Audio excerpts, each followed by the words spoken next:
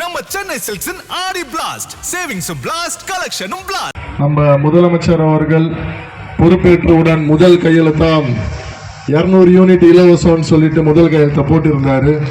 நீங்களாம் நினச்சிருப்பீங்க எங்களுக்கெல்லாம் கரண்ட்டே இல்லை, எங்களுக்கு எங்கேருந்து 200 யூனிட் இலவசம்ன்ட்டு.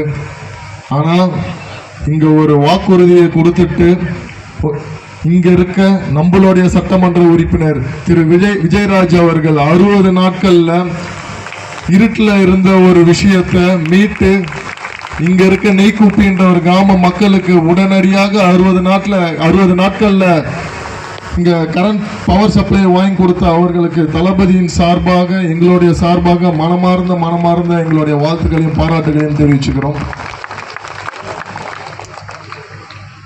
தலைவர் அவர்கள் ஆட்சியில் சொல்றது மட்டும்தான் செய்வோம்.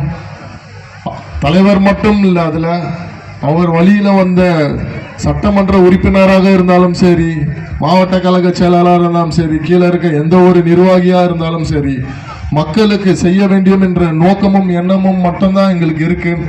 மற்றபடி இந்த மாதிரி கரண்ட் வாங்கி கொடுக்கணும்னா உங்களுக்கு தெரியும், இதுக்கு முன்னாடி இருந்த ஆட்சியில எல்லாம் ஒவ்வொரு வீட்டுக்கு ஒரு கலெக்ஷனை போட்டிருப்பாங்க. ஆனா நம்ம கட்சியில அந்த மாதிரியான எந்த ஒரு விஷயமும் இல்லை. மக்களுக்கு உண்மையா நேர்மையா செய்யணுன்ற ஒரு எண்ணம் மட்டும்தான் இருக்கு. இதே மாதிரி தான் தொடர்ச்சியாக நாங்க கட்டாயம் செய்வோம். அதனால இனி வரும் காலங்கள்ல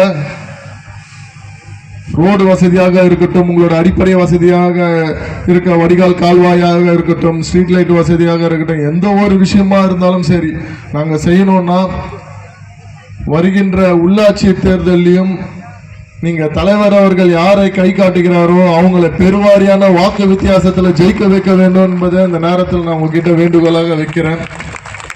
அப்போதான் நம்ம மக்கள் எந்த ஒரு மனு கொடுத்தாலும் எந்த ஒரு குறைகள் சொன்னாலும் உடனடியாக அந்த விஷயத்தை நாங்கள் செஞ்சு முடிக்க முடியும். அதனால நீங்க அந்த வாய்ப்பை அளிப்பீங்கன்ற ஒரு நம்பிக்கையோட இதுக்கப்புறம் அடுத்தடுத்த நிகழ்ச்சிகள் இருக்கிறது.